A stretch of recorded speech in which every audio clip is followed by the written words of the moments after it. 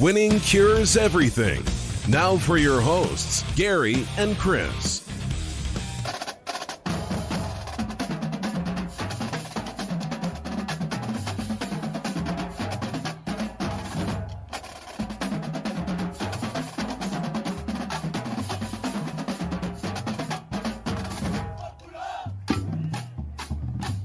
Welcome in, Winning Cures Everything. It's Wednesday, March 24th. I'm Gary.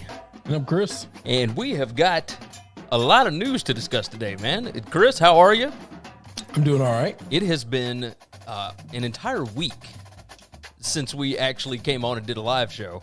And, and I got to tell you, I have missed it very much.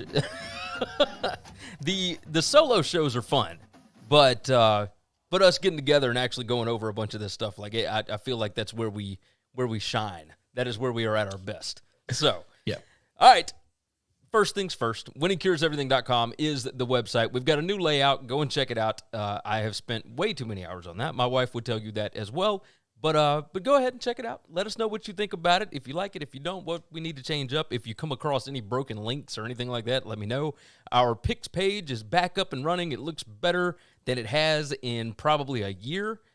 I tried to get a little too fancy with it this time last year, and but that's what happens when there's a pandemic and you're just begging for things to do while you're sitting in the house. So I have changed it up. It looks better, I believe.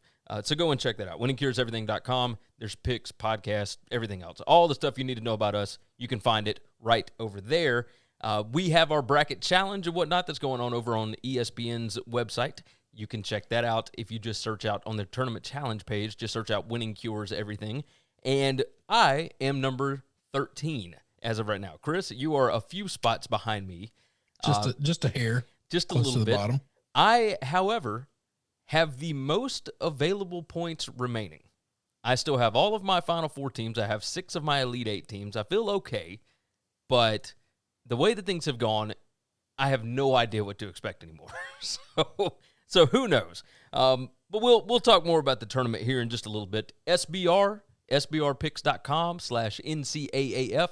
That is your one-stop shop if you would like to go and check out our college football gambling content. We have a weekly show that pops up on Wednesdays on the YouTube page for them. You can go search them out, SBR Picks on YouTube. Very easy to find. And we have a weekly off-season show, even though there's really no off-season. But we give FCS picks. We talk about the upcoming games.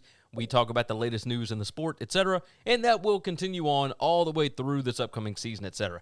Lots to dig into with that. So check it out, sbrpicks.com/NCAAF.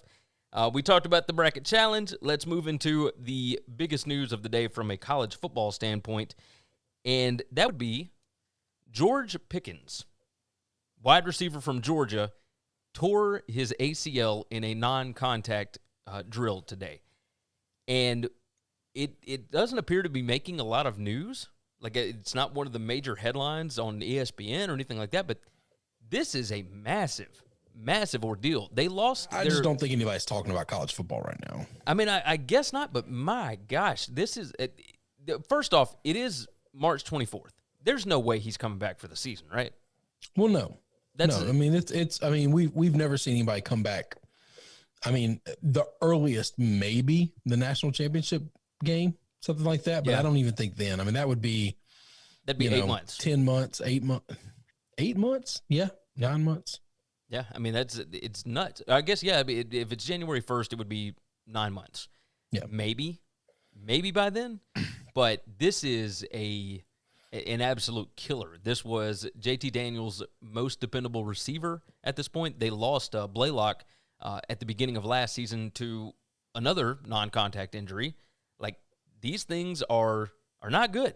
They're just not good at all. So I can't explain how devastating this injury is for an offense that was getting ready to just let her rip this year. Like, Todd Monken in that offense, completely different unit than what you saw at the beginning of last season.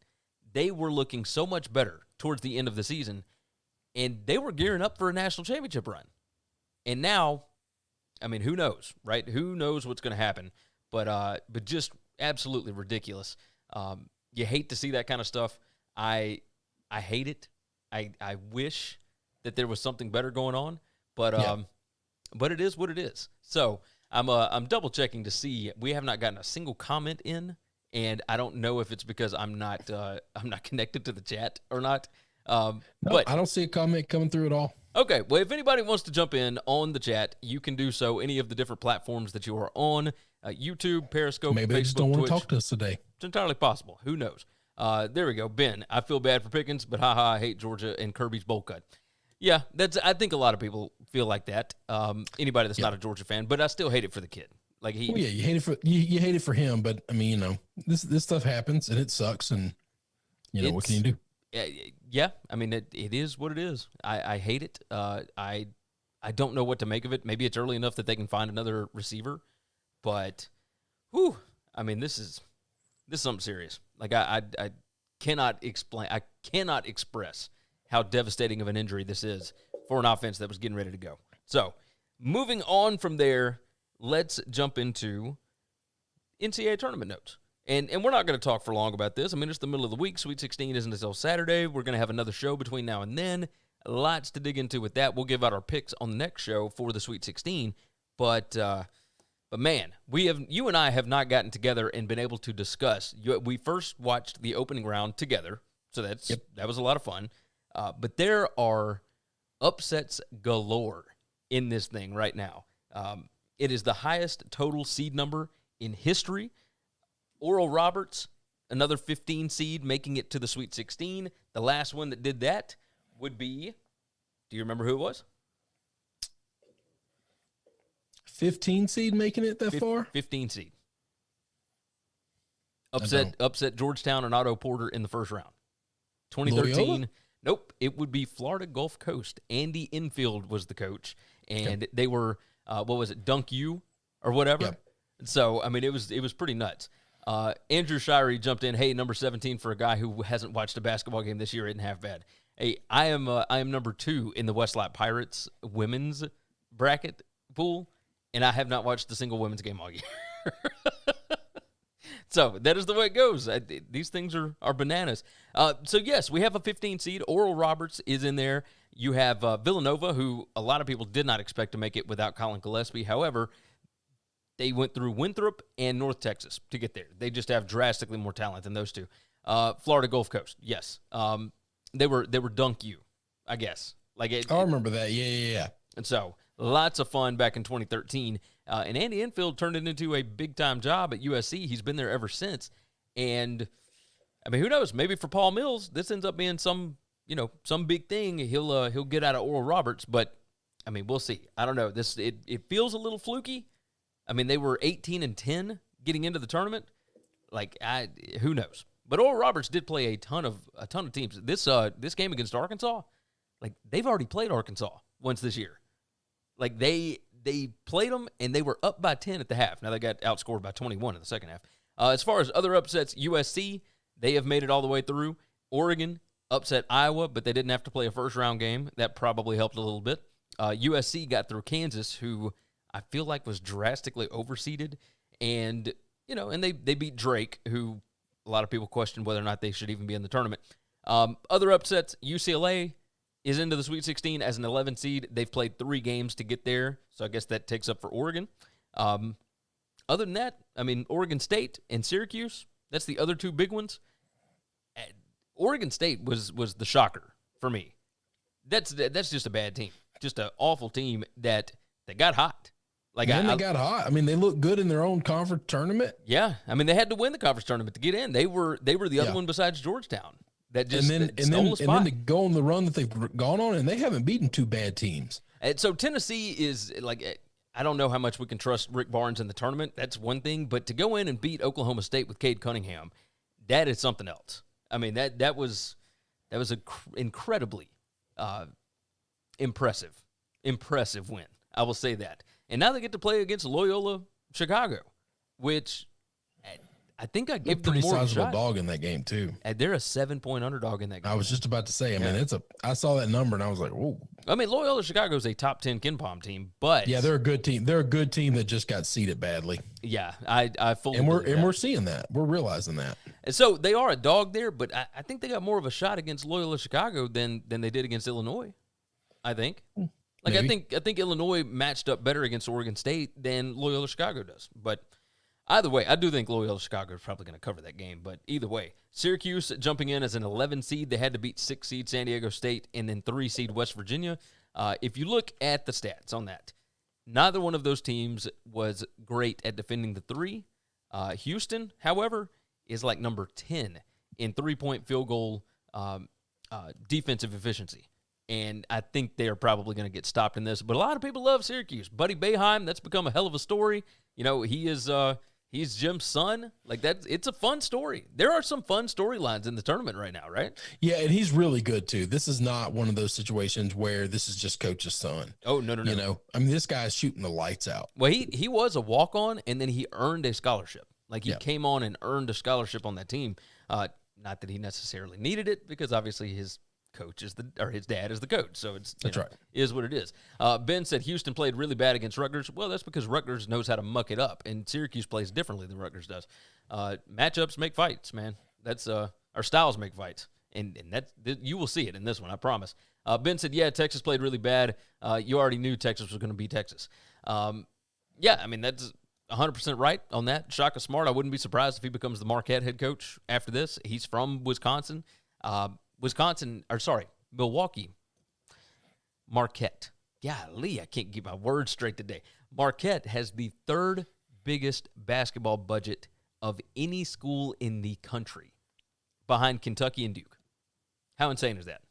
That's pretty insane. And so I would imagine that they would, that they'll go after Shaka. I don't know anybody else that's going to necessarily want the job right now.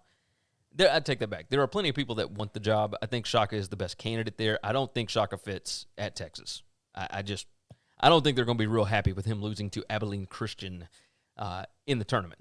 Rolling through some of the comments, I would take credit over my Abilene Christian pick, but that was pure luck. I think a lot of people would. Ben said I picked them to win it all. McKinnon said, not going to lie, since I don't have a team in this NCAA tourney and there's a ton of upsets, this might be my favorite year so far of just enjoying the tourney for what it is. Yeah. Birdie jumps in. Houston was misseeded, in my opinion. The Orange are running really well. I hope they keep it going. We shall see. I mean, that's the fun thing about this tournament. You never know what's going to happen. So I am excited about it. The biggest storylines right now, Big Ten overrated. I don't know that you can say that from a single elimination tournament, can you? No. So here's how I always take these things, because the same thing happens in bowl games. Okay. Yeah. Like we'll have a season where the Big 12 just looks like trash, but the Big 12 gets matched up against a bunch of teams that either are a lot better than them, but they don't care, or teams that they are just substantially better than. And then they roll off a bunch of big bowl games and everyone says, oh, look, they were, they were underrated the whole year. No. Let's just be real careful about just saying at the end of the year, teams. Now, the difference between this and a bowl game is the bowl game does not matter at all. Yeah. And this is a one and done, win or go home tournament, so it should matter, right? Right. The issue is sometimes matchups play into this. We all think Illinois just got matched up with Loyola at a bad spot at a bad time. And if somehow they they were to be in a different bracket or match up against somebody else, it probably would have turned out differently. Yes, okay? Absolutely. Now, if we want to talk about numbers and whatnot, about the Big Ten having, 4 teams in the top 10 and Ken Palm and all that kind of mess, like the numbers, Ken Palm came out and said it, like we needed more non-conference games to really give good numbers on our advanced analytics. Yes. Well, and therein lies that, like, Pat Forty broke this down on the Yahoo College podcast this morning, and basically said, we got to get rid, especially in a season like this, you have to throw out the resume of quad 1 wins, quad 2 wins, because teams like Loyola, they had no quad 1 wins, but they couldn't play any quad 1 teams because nobody was doing interconference play, very limited interconference play. Yep. And so where was the opportunity for them to do it? They rolled, they won 24 games in a row and they beat the hell out of everybody. So they can only do what's in front of them. Oh yeah. I mean, it's really impressive, obviously, what they've done, but the numbers, I mean, you say it a lot, stats lie. Numbers Stats lie all the time. They lie all the damn time. And we see it in tournaments like this. Except for when they don't. In certain things, for example, like we don't give some mid-majors enough credit. Iona played really well against Alabama. And, I mean, Alabama only took 16 three-pointers in that game. 16 attempts for the entire game. Alabama turned around against Maryland, who most people would say is a better team than Iona, and made 16 threes on 33 attempts. Well, that's partly because Iona was the number 23 team against the three-pointer in the country all season. And that's what they do. They run people off the three-point line. Maryland, however, was number 204. You can see stuff like that pops up. Sometimes stats don't lie, but a lot of the times they do. You can see where they do, for sure.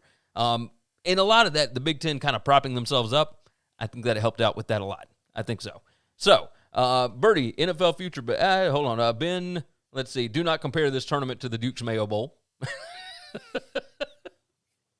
Loyola 2021 champs. Damian jumps in with that. Birdie said he's betting the Browns to win the North at plus 190 at Bet365. He said, I don't think it'll be this high again. It was like plus 200 at a couple of spots offshore just the other day. So, yeah. I mean, don't be so sure that it won't be this high again. I bet it's going to be higher at some point. Andrew jumps in. Again, I haven't watched many games, but if Alabama plays like they did against Maryland, they're going to make it far. Well, that's the issue, right? You ain't going to be able to hit threes like that all the time. But it is weird. Like, if they keep splashing 16 threes a game, nobody can really keep up with that. But who knows? They are just as likely to get beat by UCLA as they are to beat Gonzaga in the Final Four and make it to the championship game. So we shall see with that. The Pac-12 being underrated. Was the Pac-12 really underrated? I don't think so. Look at have we talked about this? No. About who they've actually played? I was just about to say it comes back down to the same thing. It's matchups. We can only judge what we saw. UCLA beat Michigan State, who we can say is, whatever. Not a good Michigan State team. BYU after that, who we think was good. They were 20-5 or 20-6, excuse me. Yeah. Abilene Christian after that, who, had it not been for that, UCLA would have been playing Texas. I think Texas is a much worse matchup for them. USC beat Drake, and then they beat a vastly overrated Kansas, I believe. Oregon only had to beat Iowa to get to the Sweet 16. They didn't have to play VCU. Colorado beat Georgetown and then got beat by Florida State. Oregon State beat Tennessee and then Oklahoma State. There's a couple of impressive wins in there. But for the most part, these were just good matchups. That's right. So I don't think there's anything to take away from these narratives that are out there that the Big Ten was underrated or the Pac-12 is, or the Big Ten was overrated and the Pac-12 was underrated. I just think this is sometimes what happens. So I agree. It is what it is. Let's jump off the NCAA tournament. Did you see about the NHL, man? Yes, I did. About the referee? It happened against the Preds, man. So Tim Peel is the referee's name, and he was banned because he got caught on a hot mic. Or not even banned. He has been fired from the NHL. Yeah, he's been fired. He was due to retire at the end of this season anyway. He's 53 years old. He was done. But in this situation, so Campbell, who is the vice president of hockey operations for the NHL, he said that Peel would no longer be working NHL games now or in the future. He said, nothing is more important than ensuring the integrity of our game. Tim Peel's conduct is in direct contradiction to the adherence to that cornerstone principle that we demand of our officials and that our fans, players, coaches, and all those associated with our game expect and deserve. There's no justification for his comments, no matter the context or his intention, and the National Hockey League will take any and all steps necessary to protect the integrity of the game. Now, this is what he said. 12:42 remaining in the second period. The Nashville broadcast captured audio from Peel saying, it wasn't much, but I wanted to get an effing penalty against Nashville early. Yep. He admitted on a mic that he wanted to get a penalty against Nashville. That's right. How many other sports do you think this happens in? I bet a lot. I bet all of them. I bet all of them. There are makeup calls. There are refs that do this. Yes. That Makeup calls, everything else, all that stuff. It's all real. And firing this one guy is a good PR move. But it's the NBA's problem of Tim Donaghy. I mean, Tim Donaghy's got a podcast out, by the way. That's just, it's basically a series. It's not an ongoing podcast. Okay. It's a series of somebody who covered the Tim Donaghy situation, and it's really good. But I mean, he talked about how they want to paint me as the scapegoat. I did it, and then I did my time, and that's fine. So if you think I was the lonely, you're sadly mistaken. 100%. He said that he can watch games now and tell you who's doing what because he knows what he's looking for. I could believe it. I feel like you and I could sit here, and if we really wanted to pay attention, especially during the NCAA tournament, figure out, okay, who wants the over, who wants the under, who's got one side, you can almost see it. So, we like to talk about the integrity of the game. I mean, these are still humans, man. Yeah. Like it's stuff like this is going to go on. It's going to continue. But the fact that the NHL, they actually caught it on a mic. Yeah, I mean, it is what it is. And then you fire a guy and you make it seem like, we did our job. We did our job. The fact that he was so casual talking about it to somebody else tells you that other somebody he was talking to has probably done this stuff too. Oh, yeah. Oh, yeah, absolutely. I mean, it was the other referee. So yeah, that's what I'm saying. The fact that they were having a casual conversation about it tells me that this is not the first time they've had this conversation. And it tells me that they both are understanding of what's going on here. Yeah. Ben jumped in. He said that we have East Coast bias. I don't know that that's necessarily the case. Talking about the Predators. We were our Nashville Predators. They're our Predators. That's right. That's it, because they're right down the street from us. It makes sense. That's right. Ben said, so what happens is refs try to even out penalties because that is what the NHL wants. He just said the thing he's not supposed to say out loud. Well, but it was 12:42 left in the second period. It wasn't time to even out penalties at that point. So yeah, I was about to say, you're barely into the second period. If you think you're super lopsided on one side and you just got to get a penalty on the other, that kind of quick in the game, I don't know what to tell you, man. Yeah, Ben said, if anyone really wants to learn about hockey, watch the Hockey Guy on YouTube. Great guy. Okay, I'll give a shout out. I hadn't watched it, but either way, Ben recommends. He said the rule book is so fluid and situational in the NHL, the ref even went to explain this to the Nashville bench.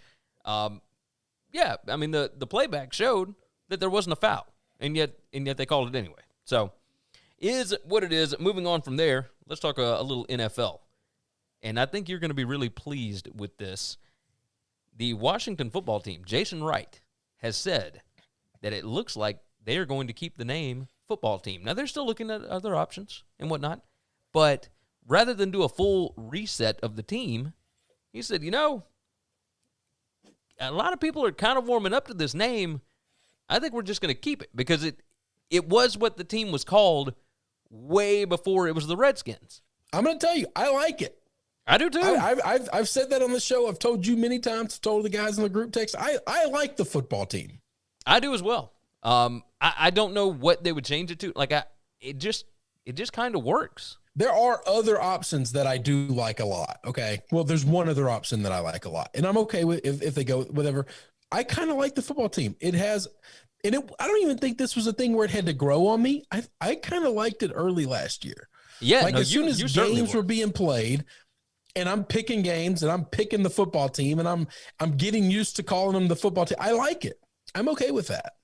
I like it as well. This does the one thing that I want us to stop doing in sports. What the hell do we need mascots for? So the other name that you liked is the Red Tails, right? I do like the Red Tails. I like the history behind it. I like the color scheme. I like a lot of that. I think that's really cool. But I'm perfectly okay with the football team. I'm not just okay with it. I like it. I'm okay. I'm okay with it. I mean, the Red Tails, it would still be the same color scheme. I don't want them to change the color scheme from is it, like burgundy and gold, basically. Yes. I'm good with that. McKinnon jumps in. The Washington Red Tails is still by far my favorite choice. I'd be okay with that, but football team, totally fine. Totally fine. I like the football team. The only thing that bothers me about football team is it's not as easy, like when we talk about them, it's not as easy to do like the SEO tags and whatnot for YouTube and for our website. So, like, how many people are going to search for football team and it actually pull up the Washington football team? You'd have to put in the whole thing. It's a whole thing, but that's on the back end side. Most that doesn't people matter. are going to put in WFT.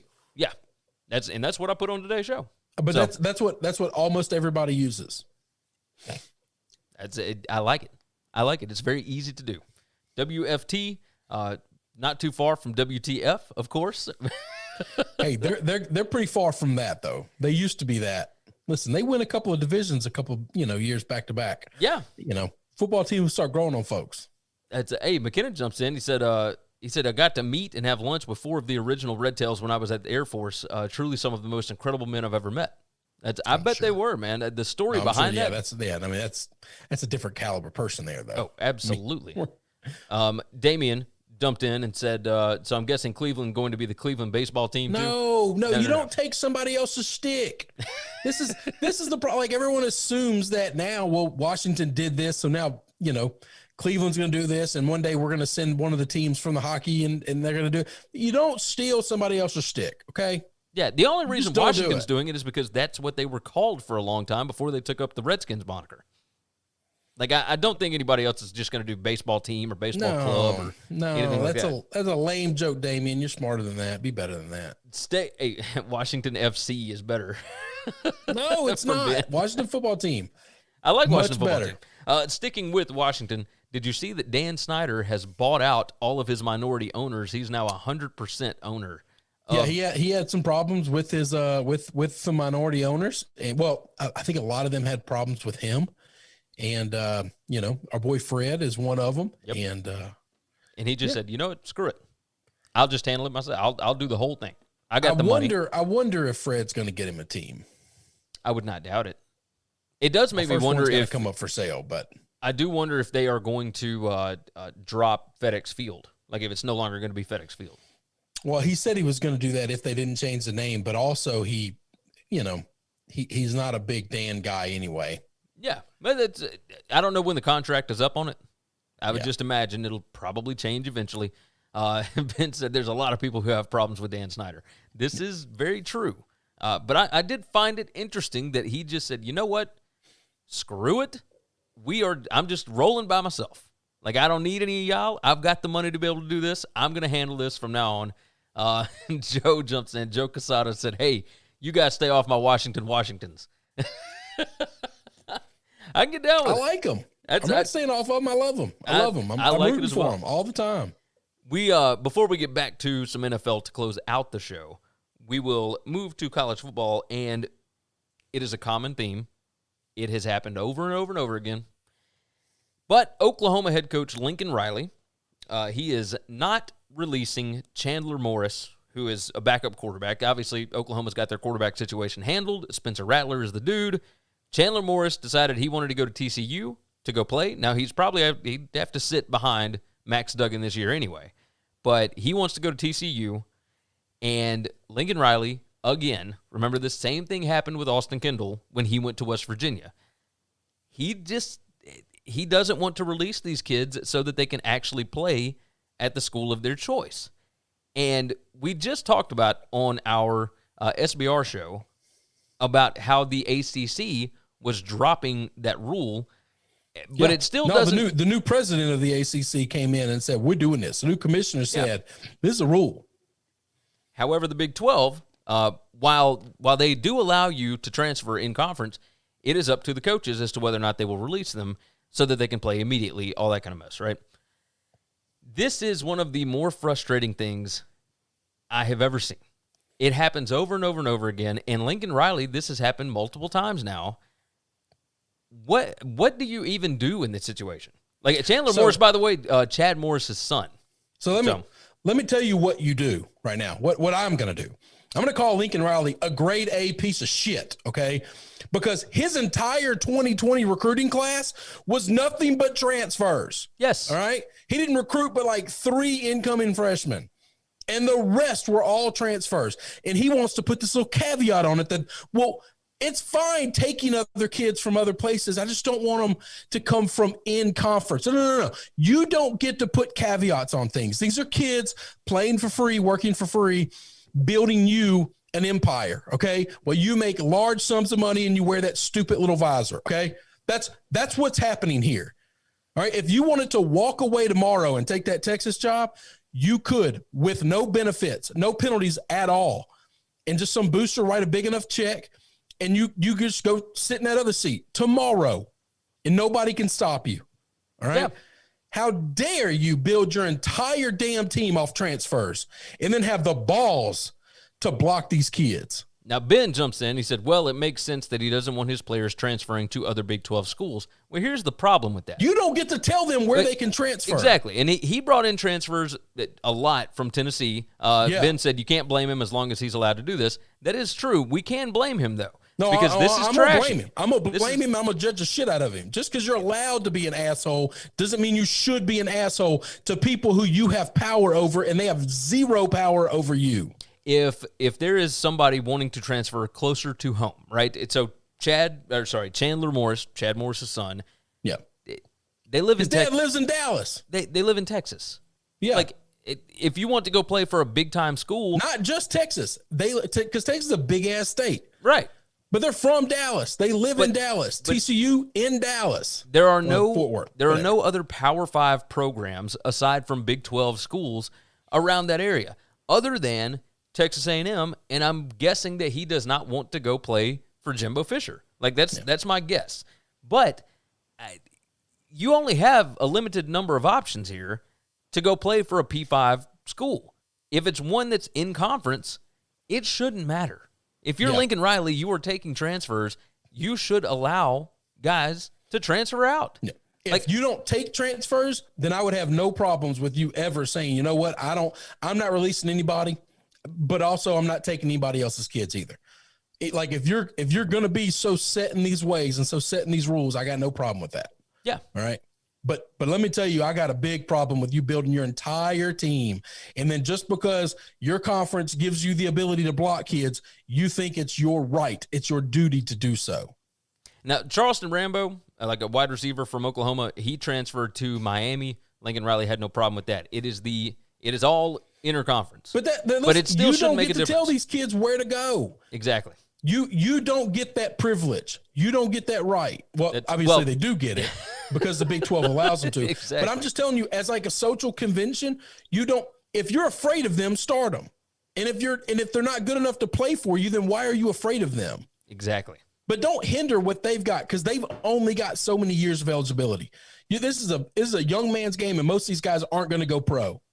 Yeah. Don't take a year away from them of their life. Yes. Let them play. Just let them play. Piece of shit. It's so That's irritating. What you are. I think it's just super hypocritical. And the caveat of, it's in conference, so it's different, is nothing. That means nothing. That's yes, you are guaranteed to have to play against them, but what does it matter? I mean, Austin Kendall. Yeah, what does that matter? Austin Kendall, the same thing happened to him. He didn't beat Oklahoma. It wasn't even close. Damian said, if these students don't want to be at these schools, why the hell do they pick them if they don't want to be there? Well, they pick them thinking that they can win a job.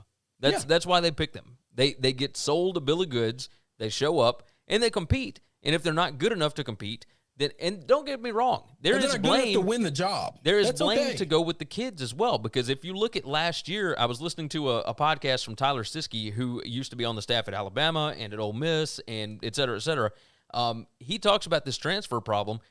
There were over 4,000 kids in the transfer portal last year, and only a little over 1,600 actually found homes.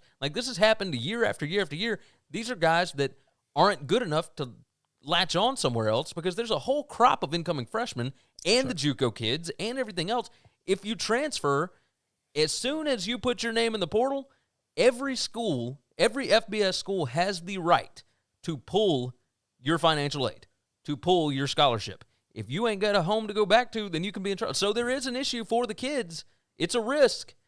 But even still, this kid's already found a home. He is already going to TCU. He has to be released by Oklahoma to be able to play immediately, and it's a pain. It's all the way that these rules are all set up are so jacked. It just needs to be the same for every conference. We just give these college coaches so much power, and they give them so much influence. Why do these kids pick a school and then change their mind on that school? Well, I don't know, because they were 16 and 17 years old when they chose their school. Yeah.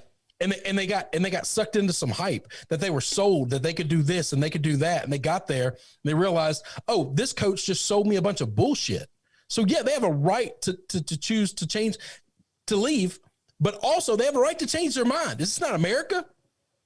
I mean, it is. Like, you still have the right to do that. Until they start getting contracts, until they start getting real compensation, not bullshit shopping at the company store, until they get real compensation in a contract, I think they should have the same freedoms coaches have. That's all I'm asking for. Ben said this seems more like a Big 12 problem than a Lincoln Riley problem. He's just doing what he's paid to do. He said, and an NCAA problem. So by doing what he's doing is he's forcing a kid that doesn't want to be on his team to stay on his team. That makes for a healthy relationship. That makes for a healthy locker room, doesn't it? He's not forcing That's exactly what I want. He's not forcing him to stay on his team. He'll have to sit out a year of playing. Like he'll still get to be on TCU's team. It'll just be a year before he is allowed to play, and it's another year. Gone. But what is that? My question is this. Yes, the Big 12 allows him to do this. The SEC also allows teams to do this. And some of those coaches... I don't believe so anymore with the SEC. I think they do. No, I don't. I think that went by the wayside last year. Has that changed? Yeah, I think it changed last year. And then the ACC changed this year. I knew the ACC just changed this year, this offseason. But just because you're allowed to do something doesn't mean you have to do that thing. How many other coaches have you ever heard of doing it?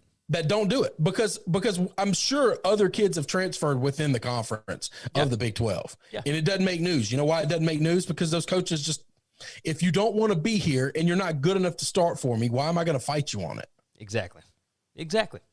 Ben said, speaking of NCAA, do you have any opinions on the women's versus men's weight room thing? I think that was a drastic overreaction, and I think it was a misunderstanding. That's what I believe. Now, so I don't believe that at all, but that's fine. I think it was complete calculation of we're not putting money into this, and the men get to use Lucas Oil Stadium, and the women don't. They're staying in a hotel, and we're not spending money on getting them a locker room. I mean, it's entirely possible. I don't think it was you get this little room. You get what the hotel provides as a weight room. That's what you get. We're not putting anything extra in it. Well, the weight room for the women was at the arena, but they said that it was supposed to be like an exercise room, kind of a warm up room to go and get ready to go out on the court. It's at one of the arenas down there. But it looks like a conference room to me. So yeah, I mean, the conference room at the facility arena looks exactly like where we had prom at. It looks like a hotel conference room. Yeah, I am in no way defending the NCAA. I think sometimes these stories go a little haywire, and maybe there's a little more going on behind the scenes than I don't think the NCAA put that stuff in there. I think that stuff was there when they got there, and they said, y'all can use this space. And they weren't going to put anything extra into it at all. And then when they got caught on the carpet, Mark Emmert, I'm on Johnny on the spot, baby. I'm going to do an investigation to find out what happened. Well, what happened was you were sitting up in your penthouse on your ass doing nothing. That's what happened. Yeah, that's it. You might should. You were a hapless fool. You might should have actually paid a little more attention to what was happening under you, because you're the face of this thing. Like, just saying. McKinnon. So I would tell you, at some point in time, I would like to have a very, nuanced conversation about the intricacies of college athletics and the sports that make money and the sports that don't make money, and the financing of those things and how they work at some point in time. Because Dan Wetzel brought up something that I never thought of before, and it's kind of been driving me crazy all day. It's all I've thought about, and it's basically the baseball and basketball, football and basketball make all the money for all the other sports. Baseball pays for itself. It doesn't take anybody else's money, but it doesn't need anybody else's money. It can't give anybody else money. It doesn't make any overflow. Football and basketball make all the money, and they support all the other sports. And that all those other sports are all women's sports. Okay. Yeah. But then you stop and you look at it and you think, this is not just a men's versus women's thing. This is a 90%, probably at least 80% of men's basketball and football are underprivileged minority kids, black and brown. And we're taking money from them. And yes, we're giving it to women, but we're giving it to women who play majority country club sports. It's going to finance the rowing team and squash and, softball, volleyball. At some point in time, the conversation needs to be had. Not that we can't do this and not that it's not appropriate, but this is more complex than I thought of. They're making all this money. These sports need to be funded. Take the money from him here, give to these people, and it's fine. But who are we taking money from? And who really needs the money, and who can actually afford to play those other sports? Yeah, I mean, you have a valid point. It might be something for us to sit down and have a nice, long conversation about. It's just something that when Dan brought it up, I thought, damn. Title IX was put into effect years and years ago because, I mean, football at one point had no limit to scholarships, right? Yeah. I mean, it's a historic, it's a legacy thing talking about Bear Bryant offering scholarships to kids just because he didn't want them to go play at other schools. I mean, you'd have hundreds of scholarship players on the football team. Now it's been capped by the NCAA at 85 for FBS schools. But that 85, you have to have 85 women's scholarships as well in order to make it equal because of Title IX that was passed decades ago, right? In that situation, there's not another sport that you're going to have 85 players suit up for. So you got to come up with a bunch of different sports, and that's why there's a lot more women's teams on the majority of these. There's track and field, there's soccer, there's volleyball, there's softball, there's whatever else. Toss it all out there, right? Rowing and I don't know how many teams there are as far as rowing, but there's rifle. Like at Ole Miss, rifle is all women. Yeah. But at Memphis, it's co-ed. Like in other places. I'm going to bet none of those men are scholarship players. Probably not. Because they're not going to use the scholarship. All the scholarships they're using are for baseball, basketball, and football. That's a McKinnon shot rifle. He said, as a former college athlete, I can 100% promise you the bullshit you hear while being recruited is never ending and has no ceiling. Yeah. Yeah, it's 100% true. Like, yeah, you're always sold a bill of goods with that stuff. But yeah, I mean, it's... Which is why these people should have the ability to change their mind 100%. Because they were lied to. Circling it back around, yes. It's not necessarily that they were lied to. It's not always a lie. It's sometimes always a lie, Gary. But at some point in time, they lied to him about something. Probably so. Something was promised that I guarantee you a promise doesn't get fulfilled for 100% of these kids. That might not be everything that's said is a lie. In this situation, my guess would be that it was something along the lines of, you will have every opportunity to compete for the starting job. Even though Spencer Rattler, the number one quarterback in the country, is coming in here. You will have every opportunity to compete. Sure, but if I didn't think you could play, I wouldn't recruit you. If I didn't think you could win the job, I wouldn't call you. That's the Nick Saban line. Everybody's going to say, negative recruit, we don't play you. But then you get there and you never start. You waste 2 or 3 years of your life. Congratulations. Damian jumping in. He said, damn it, it's rigged. And then he said it again. Damn it, it's rigged. Everything is a lie. Everything's rigged. My God. Let's close out with some NFL talk right quick. And I'm a little concerned about this signing here. The Philadelphia Eagles have signed Joe Flacco. Now, did you see what the money was? No, I saw the signing. I didn't see any money, though. So, $3.5 million guaranteed, incentives up to $7.5 million. Okay. Okay. That's Andy Dalton last year. That's Cam Newton this year. Right.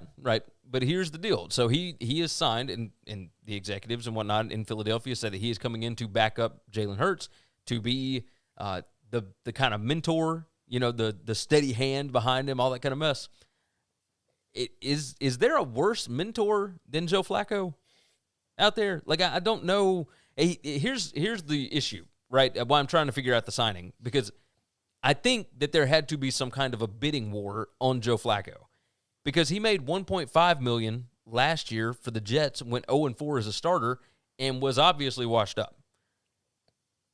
Why would you then more than double his pay the next go round? Who would do that? I don't. I think that's the going rate for a quarterback of his caliber.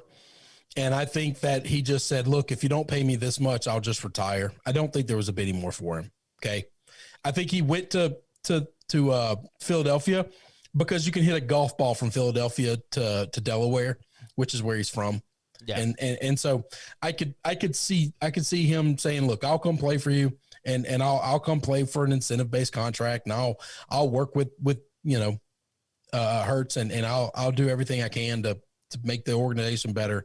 But I'm just going to retire if I can at least get this. Okay. I mean, I think you hold him, and I think if you're Philadelphia, I think you need a veteran. You want somebody in the locker room to try to teach him something. Yeah, because Hurts was the only quarterback on the roster until. I was going to say yesterday. he's still the only quarterback. Well, until Joe, he was. It's not like they've got anybody else. That's it. So, they probably wanted a veteran. I don't know that there's another veteran out there. Everybody else is seemingly just retired and moved on. And so, Josh McCown is kind of a long-term guy that's done this for a while. He's moved on. He's retired. He's not doing it anymore. I can't think of anybody. Yeah. I don't think Alex Smith is interested at all. So. No, I doubt it. I think Alex Smith wants to play. So yeah, but I don't know that Alex Smith is gonna get to play. I don't think he is either.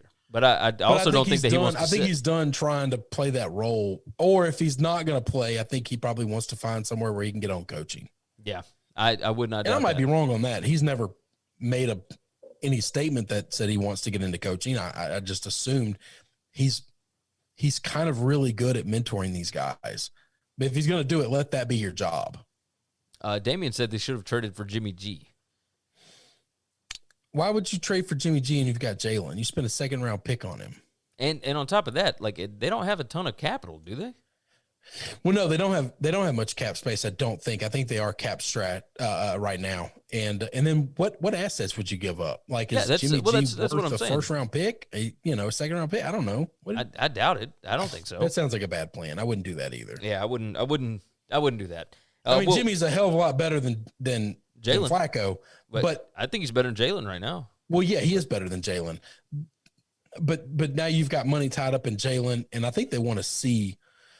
I think this is going to be a reset year for the Eagles. Okay, they're cap strapped. They're not going to be very good. They're going to give Jalen, I think, all 16 games if he can stay healthy, and they're going to see, is this somebody we can build around, or do we need to go find another quarterback?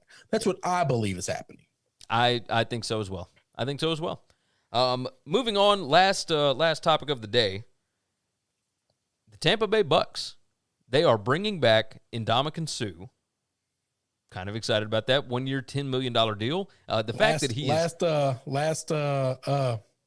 player to re-sign. Yes, well, along with offensive tackle Donovan Smith, who re-signed for 2 years, $31.8 million. And check this out. Somehow they set the cap, and we've talked about this, for a month at this point. They set the cap to where, even though he's making on average over $15 million a year, he is going to be making against the cap like $3 million against the cap. Yeah, I don't understand it. I cannot They're just all pushing it to the back. They're just backloading all these contracts. I mean, it's so weird. If we can win another title, then it's worth it. And we'll just suck after that. Hey, Joseph Gomez said Eagles are closer to 3 years out from being competitive than one. Oh, yeah. I completely agree with that. But I'm saying it's a 1 year reset. They have to see what they have in Jalen. And if they think they've got a quarterback, then all the dead cap is done after next year. They can go spend a bunch in free agency. They can make some moves. They can try to get better real fast and get aggressive, or they can say, all right, we need to draft another quarterback and stretch this thing out and figure it out. So yes. But I think this year is the figure it out year. Oh, it most certainly is. So back to the Bucs. They're making it another run, right? They are running it back. That defense is bringing back every player, every starter.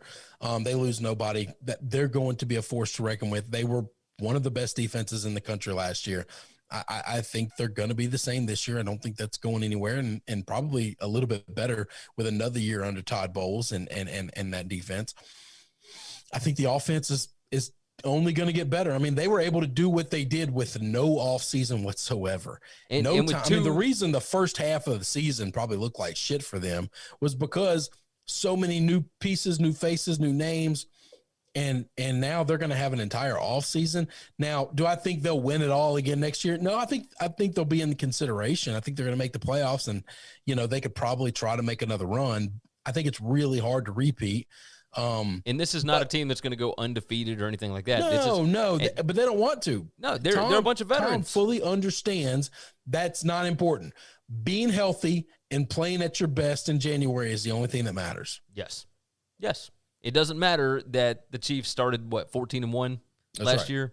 Doesn't matter that the Steelers started 11-0. Yeah, that stuff doesn't matter. If you were not healthy in the playoffs, what you do in September and August and October and November doesn't matter at all, not one bit. Nope, you are correct. I mean, as remember long the Bucs, as you can be in the playoff race, it just doesn't matter. They won it from the wild card spot. They know it's just not important. Yeah. Yes, is it better to get the bye? Absolutely. Damian, another Brady Super Bowl. Whoop-de-doo. Damn, you old fart. Hey, man. People getting fired up about this. And that's He's all right. The best. Yeah. He understands how this works. And Yes. and he will stay there for as long as he can keep playing. I mean, it is what it is. But it is incredibly surprising to me that they were able to work this thing out. Yeah, I couldn't believe they got everybody back. That's absurd after a Super Bowl win. Like, that's... I don't know that it's ever happened before. Once even the free Patriots agency was a thing. Yeah, even the Patriots were not able to do this. Well, no, they've always that's one of the things that made that run great. The first run and the second run and the middle run, like the reason it was always an amazing story with Tom and Bill is all the other cast of characters changed so much year in and year out, and you lose so many important people to so many different things, and doing what they did, everybody before the Patriots that had historic teams, quote unquote, they did it all before the salary cap era. They did it all before free agency. Yeah. And so, yes, Jimmy Johnson put together a team in the Cowboys that were unbelievable. And guess what? Jerry didn't have to lose those guys ever. They couldn't go play for anybody else unless he traded them. He owned them for the rest of their life. Those old school Steelers teams, those old school 49ers teams, once you were drafted, you were there forever unless the team traded you or released you. That's it. That's the list. And there's nothing you could do about it. Bill had to do this knowing he was going to lose major pieces of the puzzle. The Tampa Bay Buccaneers are doing this, and they didn't lose anybody. Yeah, it's really insane. Joseph Gomez, Brown, Gronk, Godwin, Evans, and Fournette played only about 6 to 7 games together due to injury. It's going to be pretty scary if they're 100%. Well, not just due to injury, due to just the fact that, there was just no real cohesion. There was no offseason. There was no, working together. And Brown didn't even he got in, after 10 games? I was just about to say, I think Brown maybe played 2 regular season games. It wasn't many. The playoffs. It wasn't many at all. I mean, he was suspended at all. For the first 8. I do think that offense could take a huge step forward, but it's the NFL. Weird things are going to happen. I don't know what it's going to be. I'll tell you, this says a lot about Bruce, though. I do think this says a lot about Bruce Arians. I think guys like playing for him. I think the players in that locker room trust Todd Bowles. They trust Bruce. I think Byron is coming into his own. And I think the 3 most important pieces to that puzzle are the 3 head coaches and OCs and DCs. I just think those guys matter. I think they do as well. All right. Is there anything else that has popped up that we need to hit on? I mean, more Patriot blowhard stuff. Trent Brown signed today with the Patriots after being traded from the Raiders. Not bad. And he said, very glad to be back with the Patriots. Quote unquote, it wasn't a good fit in Oakland. I would imagine Oakland went from the best offensive line in the league. They lost 3 of the 5 best offensive linemen in the country. Yes. In one offseason. And what they got for him was 1 3rd-round draft pick and 2 5th-round draft picks. Not what you want, John. No, not what you want, Chucky. That is something else. Something else. Misha Tate is coming out of retirement for the UFC. So, and then we had another UFC fight off of the 260 card that has been postponed due to COVID. So, lots of stuff with UFC. I'm sure we'll talk about that a little bit on the next show before this weekend's big Francis Ngannou and Stipe Miocic fight. So, we will have more to discuss, of course. Make sure that you are subscribed everywhere you need to be subscribed at the podcast and all that. We're changing up the schedule a little bit. Chris and I have we're going to be doing at least one solo show each per week, along with the live shows and whatever else. We're going to try and get the Friday show out earlier in the day. It's not going to be a live show, but some weeks it'll be solo. Some weeks it'll be both of us. Who knows? This week I believe it will be both of us. We'll figure all that stuff out. But you will have it in your podcast feed on Friday mornings from here on. Same thing for the Monday shows. And we'll have a Monday afternoon live show as well. So Monday and Wednesday, still going live, no issue. But we're trying to get out more content to you on a more regular basis. And that is the plan going forward. Damien jumps in, last comment, John Gruden equals Nagy. Dumbass. That's pretty true. They've wasted his first 3 years there. Hey, they signed another good running back, though. So of course they did. They got that going for them. So they've got two quarterbacks, but they don't really have one quarterback that's great. They got two very good running backs, but no offensive line anymore. And, yeah. Looks like it's going well, John. I think you're probably right about that. It's going well. All right, go to sbrpicks.com/NCAAF. Go to winningcureseverything.com. Knock all that stuff out. Check out the new picks page. It is cleaned up. It looks a lot better. And we will continue to update that thing as we go along. But make sure you are subscribed on YouTube, on the podcast, etc. Leave comments, leave nice reviews, all that fun stuff. And check out our SBR college football show for this week. Our FCS previews, all that kind of stuff are up there as well. Chris, anything else? We're good? That's it, brother. Let's do this thing. You guys take care of yourself, take care of each other, and hopefully all of your tickets cash this week. Thanks for checking out Winning Cures Everything. If you want to keep up with us, hit subscribe on YouTube or your favorite podcast app. Visit the website at winningcureseverything.com, or you can like us on Facebook or follow us at Winning Cures, at Gary WCE, or at Chris B. Giannini on Twitter. Share out the show, leave a nice review, and make sure to comment